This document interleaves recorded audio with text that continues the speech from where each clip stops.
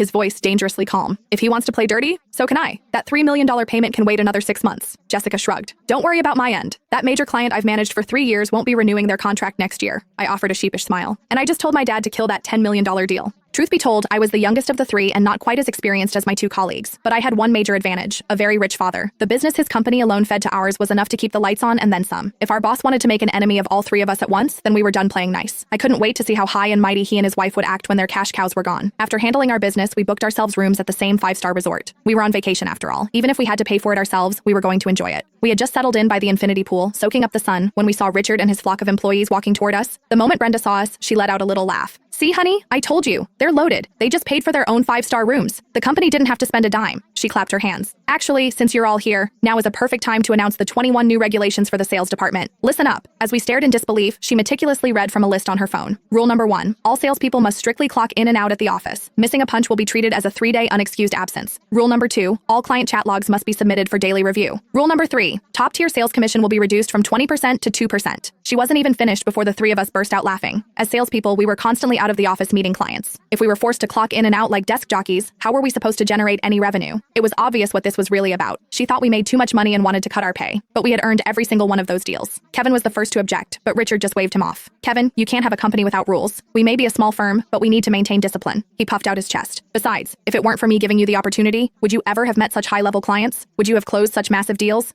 The least you could do is show some gratitude instead of complaining. You're a bunch of vipers, the lot of you. What did you just call us? I surged forward, ready to give him a piece of my mind, but Jessica grabbed my arm. Mia, don't, she whispered. If this turns into a fight, we'll be the ones who lose. I took a deep, shaky breath. She was right. There were only 3 of us. We were outnumbered and outgunned. Our defiance had clearly infuriated the boss. He hadn't expected us to push back. He announced he was taking everyone else out for a lavish seafood dinner, pointedly excluding us. When the 3 of you learn how to be obedient employees, you can come and find me. He sneered, then wrapped his arm around his wife and walked away. Kevin watched them go, his jaw tight. That's it. I can't work here anymore. I'm quitting. Jessica sighed. A rival company has been trying to recruit me for ages. Maybe it's time I gave them a call. Hearing that these 2 powerhouses were about to hit the market, I saw an opportunity. On the principle of not letting incredible talent go to a competitor, I put on my most charming smile. Kevin, Jessica, I said sweetly, how would you 2 feel about coming to work for my family's company? I can personally guarantee you double the salary and commission. My family's company was a publicly traded corporation, much larger than Richard's little firm. After graduation, my dad had wanted me to start there, but I'd had some misguided notion about making a name for myself without his help. But I saw things clearly now. I was going to inherit the business eventually anyway, so what was the harm in starting a little early? I immediately called my dad and explained the situation with Kevin and Jessica.